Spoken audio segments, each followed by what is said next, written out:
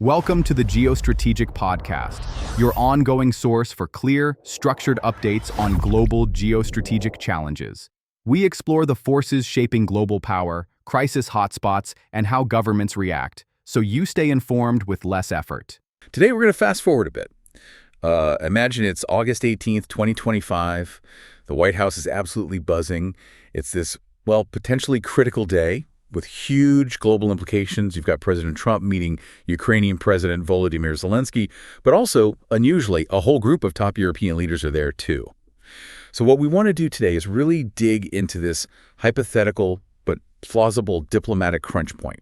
We'll look at the strategies, maybe some surprising moments, and how this one day could seriously shift the path towards peace in the war in Ukraine. We've pieced this together by looking at current trends, potential moves, basically simulating what that day might look like. Okay, let's unpack this. So the scene in Washington that day. But you feel the tension, right? And what really jumps out is just the number of European leaders showing up. Oh, absolutely. You had Macron from France, Sturmer from the UK, Meloni from Italy, Rutte from NATO, Merz from Germany, von der Leyen from the EU Commission, even Stubb from Finland. That's a lot of heavy hitters in one room at the White House. It feels pretty unusual, doesn't it? Highly unusual. I mean, sure, many have met Trump before in his second term, but all together like this, it screams urgency. So what does it tell us about Europe's stake in this? It tells us the stakes are sky high for them. It's a unified front, basically saying we need to be in the room for this. It's about continental security, not just Ukraine. And the buildup was real. Zelenskyy had that meeting earlier with General Kellogg. Right, at the Hay Adams Hotel. Yeah. General Keith Kellogg, Trump's special representative for Ukraine and Russia. And Zelenskyy said something really important there. What was that? He basically said, when peace is discussed for one country in Europe, it means peace for all of Europe. Sets the stage, everyone's in this together. And Trump himself was adding to the anticipation online. Yeah, on Truth Social. A post saying, it is a big day at the White House, and then teasing, let's see what the results will be. Classic Trump, but it definitely underscored the weight of the moment. Okay, let's talk strategy, the peace plan, or how to get there. It seems Trump's thinking has evolved a bit. It really has. He used to talk about needing an urgent ceasefire first. Right. Stop the fighting, then talk. Exactly. But now his position seems to be that peace deal negotiations can actually happen while they're fighting. That's a pretty big change. What does that even mean, negotiating while shells are still falling? It's a profound shift, yeah. It kind of flips the traditional script. Normally you need quiet to talk.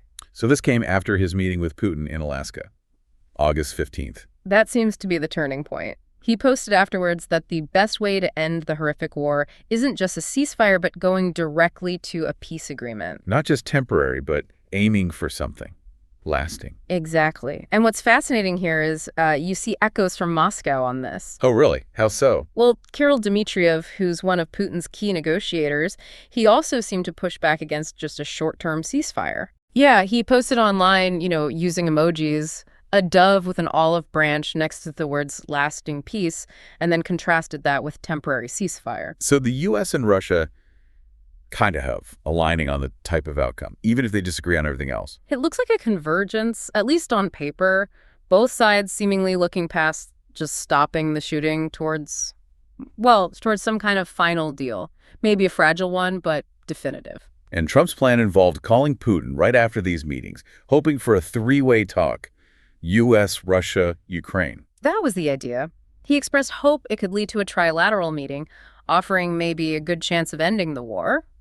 And Zelenskyy, importantly, also said he was ready for a trilateral. Trump's talking about lasting peace coming immediately. That feels optimistic, given the situation. Extremely optimistic. And that really brings us to the absolute core of the difficulty, doesn't it? What does lasting peace actually mean here? Right, because it leads straight to the toughest question. The land for peace issue, yeah. It's the elephant in the room. Michael O'Hanlon at Brookings brought it up.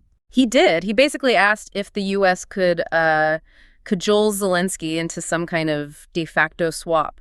Ukraine gives up land, maybe keeps a legal claim, but practically lets it go for peace. And O'Hanlon thinks the Europeans might be on board with that, pragmatically. His assessment was that European leaders are pragmatic enough to know that Ukraine's not going to win back all of its land. It's a harsh calculation. And reports suggest Trump himself has floated the idea of Ukraine formally giving up Crimea to Russia. That's been reported, yes. suggesting Crimea could be the price for peace. And that obviously flies right in the face of Ukraine's position and international law on territorial integrity. So it makes the term lasting peace incredibly loaded. Depends entirely on who gets to define it. Absolutely. Whose peace and at what cost? So given all this talk about potential compromises, maybe even ceding territory, what is Ukraine actually asking for? What are their must-haves? Well, when Zelenskyy was asked directly about security guarantees, his answer was just one word. Everything. Everything. That's comprehensive. It is. He elaborated, of course, said it's a lot about weapon and people and training missions and intelligence. Basically, the tools for survival and defense. And he stressed it depends on the big players.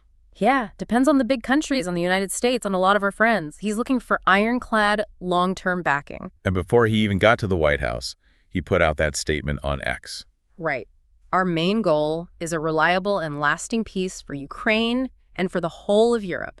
Consistent messaging. But the timing, the context is just brutal. Russia hitting civilian targets right before these talks. Exactly.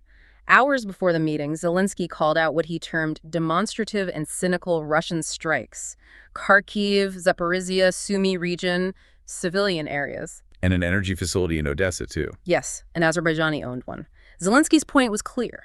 He believed these attacks were meant to sabotage the peace talks, to pressure Kyiv, to pressure Europe. And he said Russia shouldn't be rewarded for its role in the war. Precisely. It highlights this massive challenge. How do you negotiate peace in good faith when, according to one side, the other is actively trying to undermine the process with violence against civilians? It's incredibly difficult. Let's pivot to the Europeans. You mentioned their unified front. Zelenskyy confirmed they coordinated beforehand. He did. He said, together with the leaders of Finland, the United Kingdom, Italy, the European Commission, and the NATO Secretary General, we coordinated our positions ahead of the meeting with President Trump. So they weren't just showing up individually. They came with a plan. Absolutely. A shared goal. That reliable and lasting peace for Ukraine and for the whole of Europe.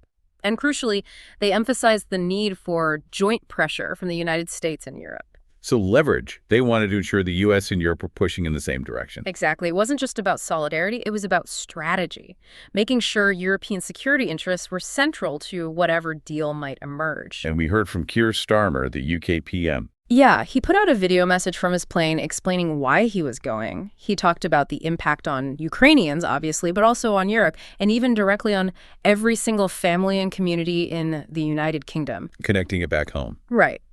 Stressing the need to get this right, to find a peace that's not just lasting, but also fair and just, underscores the domestic political angle for these leaders, too. And this wasn't just a one-off meeting for the EU. They planned a follow-up. That's right. European Council President Antonio Costa was setting up a video conference for the following Tuesday, a debriefing basically, to discuss what happened in Washington and coordinate next steps. It shows ongoing engagement. Okay, amidst all this incredibly serious diplomacy, there were some other dynamics at play, almost personal undercurrents. Let's talk about Vice President J.D. Vance. Yes, his presence was definitely noted. People probably remember that really tense meeting back in February 2025. Vance confronting Zelenskyy, asking, "Have you said thank you once?" Trump accusing Zelenskyy of gambling with World War III. It was awkward. Incredibly awkward, very public clash. So how was Vance this time around? Noticeably quiet, actually, during the press questions at least. It felt like a deliberate retreat from his aggressive posture, as some observers put it. Interesting. Maybe a strategic choice to keep the focus on the main talks? Could be. Avoid repeating that kind of public spat. Let the diplomacy happen without those internal U.S. political fireworks, perhaps. And then, totally different vibe. Zelenskyy had that moment with the reporter, Brian Glenn. The garb barb. Yes, that was quite something. Yeah. So Glenn had apparently criticized Zelenskyy before for not wearing a jacket and tie. Right. The fatigues versus formal wear debate. Exactly. And this time, Glenn compliments Zelenskyy on his suit. And Zelenskyy shoots back. He basically points out that Glenn is wearing the exact same suit as last time. Apparently got a big laugh in the room. It's such a small thing, but it kind of humanizes it all, doesn't it? Shows a flash of Zelenskyy's wit, even under all that pressure. Totally. A moment of levity can cut through incredible tension, shows personality. Another undercurrent, though, was Trump himself complaining about the media during the meeting. Right. Saying he used to get great publicity, now he gets the worst. Which echoes what he posted after the Alaska summit with Putin, right? blaming the fake news media for negative spins no matter what. Yeah, claiming they'd find fault even if Russia just completely surrendered. It's a familiar theme. What does that tell us, though? Complaining about media coverage during these critical talks. It tells you that for Trump, the domestic narrative, how things are playing back home, is always part of the calculation. Even in the midst of trying to broker peace, he's keenly aware of his political image and media portrayal. He's playing to multiple audiences. And, beyond the personalities in the room, the wider world was watching closely, especially the markets. Oh, for sure. You saw oil prices just kind of holding steady, flat. Meaning traders were just waiting, holding their breath. Exactly. Looking for any signal, any hint of where things might go. Too much uncertainty to make big moves. And it's interesting. While Trump is talking peace with Russia and maybe even backing off some sanctions, he's simultaneously hitting India with higher tariffs for buying Russian oil. right, with Peter Navarro calling India opportunistic. It seems almost contradictory. It shows just how complex the economic leverage game is. It's not always straightforward. You can be making diplomatic overtures in one direction while applying economic pressure elsewhere, sometimes related, sometimes not. It's a multi-layered strategy. Okay, so we've walked through this incredibly packed, high-stakes, hypothetical day. What's the big takeaway? What does this all mean? I think it means you're looking at a day defined by its sheer complexity. You've got these huge strategic shifts happening, like moving from ceasefire first to peace talks while fighting. Right, a fundamental change in approach. Exactly. You've got Russia perhaps signaling alignment on wanting a lasting deal, not just a pause. You've got Ukraine demanding everything for security while literally under attack. And the Europeans trying to hold a united front, applying pressure. Yes. And then layered on top of all that high-level strategy, you have the personal dynamics, the history between leaders, the moments of humor, the political calculations, the media complaints. It's all intertwined. So this deep dive, hopefully, gives you, the listener, a sense of those layers beneath the headlines, a shortcut to understanding just how tangled this pivotal moment really is. It's not just about the final statement or the handshake. It's about all the competing pressures, the historical context, the personalities, the ongoing violence, everything feeding into whether or not a path to real peace can actually be found. Which leaves us with a really tough question to think about, doesn't it? When one side is accusing the other of cynical strikes during the talks. And potential solutions involve ideas like formally ceding territory, like the Crimea suggestion. It forces you to ask, when is lasting peace really possible? And how do you make sure that peace doesn't end up rewarding aggression or setting a terrible precedent by sacrificing principles like sovereignty? What does pragmatic compromise really mean in this context? Where's the line between being realistic and potentially validating actions that violate international norms? That's the incredibly difficult needle they're trying to thread, and there are no easy answers. Thanks for tuning in. If you found this discussion valuable, please like, share, and subscribe to the Geostrategic Podcast for more in-depth analysis on topics that shape our world. Stay informed, stay ahead, and stay tuned for the next episode.